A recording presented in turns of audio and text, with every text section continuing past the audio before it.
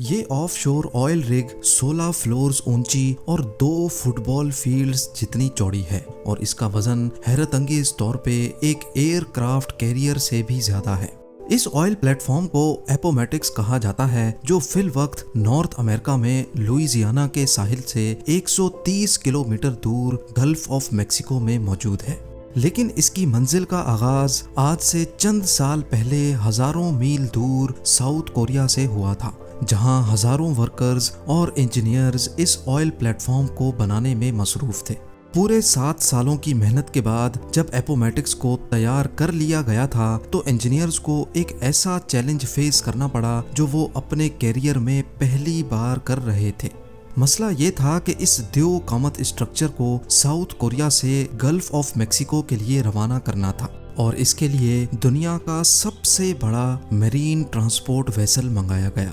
एपोमेटिक्स oil platform को उठाकर इस वेसल पे रखना एक ऐसा टास्क था जिसमें कम से कम 7 दिन लगने थे। लेकिन अचानक उनको खबर मिली कि पैसिफिक ओशन में एक तूफान पैदा हुआ है और इस तूफान ने सुपर टाइफून की शक्ल इख्तियार कर ली है। इस लेवल का टाइफून 20 सालों में एक मर्तबा पैदा होता है। 315 किलोमीटर फी घंटा की रफ्तार से घूमता हुआ ये टाइफून अगले 7 दिनों के बाद किसी भी वक्त साउथ कोरिया के साहिल पर हमला कर सकता है। और ये बात तो हम सबको मालूम है कि सुपर टाइफून जब कहीं हमला करता है तो नुकसान पहुंचाए बगैर नहीं जाता। वर्कर्स, इंजीनियर्स और ट्रांसपोर्ट एक्सपर्ट्स के लिए अब चैलेंज ये था कि इनको 7 दिनों का काम सिर्फ 3 दिनों में करना था। यानी अगर 3 दिनों के अंदर अंदर एपोमेटिक्स ऑयल प्लेटफॉर्म को शिप यार्ड से उठाकर इस मरीन वेसल पे लोड करके रवाना ना किया गया तो सालों की मेहनत एक ही पल में जाया भी हो सकती है। ये एक ऐसा मसला था जिसने नीचे से लेकर ऊपर तक सारी मैनेजमेंट को हिला कर रख दिया था। जेम टीवी की वीडियोस में एक बार फिर से खुशामदीद। नाजरीन, ये oil platform Shell oil company का सबसे बड़ा प्रोजेक्ट था और यही वजह थी कि उनके पास एक छोटी सी भी गलती की जगह नहीं थी। सुपर टाइफून को अवॉइड करने के लिए और एपोमेटिक्स को वक्त से पहले रवाना करने के लिए बचा कुचा काम पूरा करना बहुत जरूरी था, जिसके लिए वर्कर्स की एक एक्स्ट्रा आर्मी बुलवाई गई। वर्कर्स ने दिन रात एक कर दिया और जल्द अज जल्द एपोमेटिक्स को ट्रांसपोर्ट के लिए तैयार करना शुरू कर दिया। दूसरी तरफ मैनेजमेंट मीटियोरोलॉजिकल एडमिनिस्ट्रेशन से मिलकर सुपर टाइफून की मूवमेंट पर नजर रखे हुए थी। उनको एक उम्मीद थी कि शायद ये सुपर टाइफून अपनी डायरेक्शन बदल ले, लेकिन उनकी उम्मीदों पर तो जैसे पानी ही गुजर गया जब उनको ये मालूम पड़ा कि टाइफून तो पैसिफिक ओशन से सीधा साउथ कोरिया की जानिब बढ़ता जा रहा है। वर्कर्स की आर्मी ने जी जान लगाकर सिर्फ 3 दिनों के अंदर अंदर एपोमेटिक्स का सारा काम कंप्लीट कर लिया और अब बारी थी इस द्यो कामत स्ट्रक्चर को उठाकर फ्लोटिंग डॉक पर रखने की। इस पूरे स्ट्रक्चर का वजन हैरतअंगेज तौर पे 41,000 टन्स बताया जा रहा था।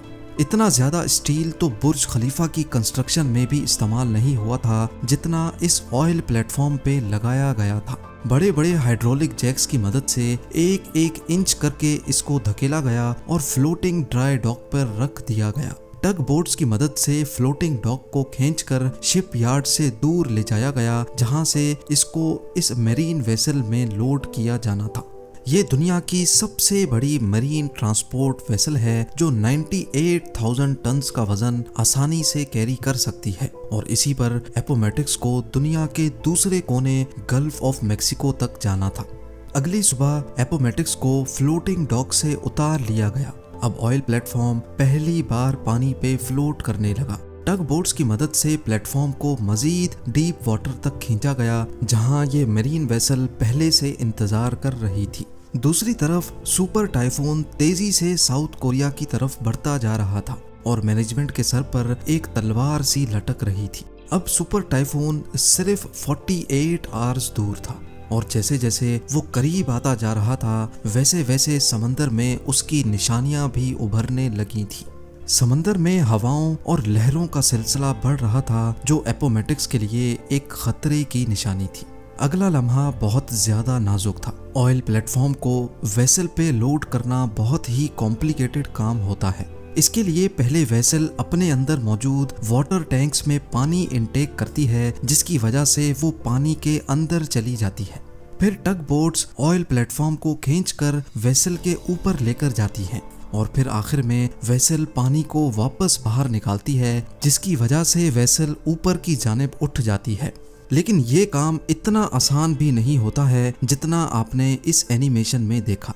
इस काम के लिए समंदर का पुरसुकून होना बहुत ज़रूरी होता है, क्योंकि अगर लहरों में ये काम किया गया तो एपोमेटिक्स सही अलाइनमेंट में वेसल के ऊपर नहीं लोड हो पाएगा और ये चीज़ वेसल और एपोमेटिक्स दोनों के लिए खतरनाक हो सकती है। सुपर टाइफून की वजह से समंदर में काफ़ी तेज़ी थी। लहरों और तेज़ हवाओं की वजह से ये काम करना मुमकिन नहीं था। दूसरी जानिब वक्त बड़ी तेजी से गुजरता जा रहा था और सारी टीम का स्ट्रेस लेवल काफी ज्यादा हो चुका था। खुशकिस्मती से मीटियोरोलॉजिकल डिपार्टमेंट की जानिब से टीम को अगली सुबह सिर्फ 2 घंटे का वक्त दिया गया, जिसमें चांसेस थे कि समंदर पुरसुकून रहेगा। इन 2 घंटों में अगर ये काम ना किया गया तो फिर इसके बाद और कोई चांस नहीं मिल पाएगा। सुपर टाइफून अब सिर्फ 36 घंटे दूर था। सुबह सवेरे जैसे बताया गया था, समंदर पूरी तरह से पुरसुकून था। पहली फुर्सत में ऑयल प्लेटफॉर्म को वेसल के ऊपर खींचकर लाया गया और वेसल ने उसको पानी से निकालकर अपने ऊपर लोड कर लिया। सुपर टाइफून से कई घंटे पहले एपोमेटिक्स आखिरकार साउथ कोरिया को अलविदा करने में कामयाब हो चुका था। शेल ने अपने ऑयल प्लेटफॉर्म को सुपर टाइफून से बचाकर पहला चैलेंज तो कंप्लीट कर लिया था, लेकिन इसका मतलब ये नहीं कि अब आगे और कोई चैलेंज नहीं आने वाला। कई महीनों के सफर के बाद साउथ टेक्सास में ऑयल प्लेटफॉर्म को दोबारा अनलोड किया गया, क्योंकि 4 मॉड्यूल्स ऐसे थे जिनको यहाँ पर मैन्युफैक्चर किया जा रहा था। मॉड्यूल्स को एक एक करके प्लेटफॉर्म पे फिट किया गया और एक बार फिर से इसको 130 किलोमीटर दूर अपनी मंजिल के लिए रवाना किया गया, जहां इसको अगले 40 सालों तक रहना था। पूरे 7 सालों की मेहनत के बाद आखिरकार अब वो घड़ी आ चुकी थी जब एपोमेटिक्स को 30,000 फीट नीचे ऑयल वेल के साथ कनेक्ट करना था। जिस जगह एपोमेटिक्स पानी में फ्लोट कर रहा है, यहाँ समंदर का बॉटम 7,400 फीट डीप है। ये इतनी ज्यादा गहराई है कि इसमें लगभग 3 बुर्ज खलीफा फिट आ सकते हैं। लेकिन जिस ऑयल वेल से एपोमेटिक्स को कनेक्ट करना था, वो हैरान कुन तौर पे इस गहराई से भी मजीद 22,600 फीट नीचे थी। समंदर की इतनी गहराई में पानी का प्रेशर बहुत ज्यादा होता है, जहां पर किसी इंसान का जाना और फिर वहां कोई मिशन अंजाम देना इम्पॉसिबल होता है। लिहाजा समंदर के बॉटम पे ऑयल वेल की ओपनिंग के साथ एपोमेटिक्स को कनेक्ट करने के लिए remotely operated under water vehicle को इस्तेमाल करने का फैसला किया गया। इंस्टॉलेशन क्रू, जो कि एक अलग प्लेटफॉर्म से अंडर वाटर पाइपलाइंस को इंस्टॉल कर रहा था, उन्होंने ROV को क्रेन की मदद से समंदर के अंदर भेजा। ये एक बहुत ही कॉम्प्लिकेटेड काम होता है, जिसमें पाइपलाइन को ठीक ऑयल वेल की ओपनिंग के ऊपर जाकर लैंड कराना होता है। 7,400 फीट नीचे ये काम इतनी एक्यूरेसी से अंजाम देने का कंट्रोल ऊपर बैठे ROV ऑपरेटर के हाथ में होता है, जो किसी वीडियो गेम की तरह ये मिशन परफॉर्म कर रहा होता है। खुशकिस्मती से ये काम पहली बारी में ही कर लिया गया। अब बारी थी पाइप को इंस्टॉलेशन प्लेटफॉर्म से एपोमेटिक्स तक ट्रांसफर करने की। इस प्रोसेस को राइजर ट्रांसफर कहा जाता है, जिसमें 4 अलग अलग वेसल्स एक साथ काम करती हैं। पहले एपोमेटिक्स में से एक चेन निकाली गई, फिर ROV ने ये चेन लेकर दूसरी शिप तक पहुंचाई। इस शिप से ये चेन दूसरे प्लेटफॉर्म ने खींच ली और फिर आखिर में एपोमेटिक्स से इस चेन को खींचकर पाइप को अपनी तरफ कर लिया गया। इसके बाद शुरू किया गया ड्रिलिंग का काम। सी बेड से भी हजारों फीट नीचे, लगभग 22,600 फीट नीचे पाइप को ऑयल वेल तक ड्रिल करना था। कई महीनों की ड्रिलिंग के बाद आखिरकार पाइप ऑयल वेल तक पहुंच चुका था। अब बारी थी ऑयल को पंप करने की। इस लम्हे को देखने के लिए पूरी टीम जमा हो चुकी और एक बटन की मदद से ऑयल पंप को ऑन किया गया।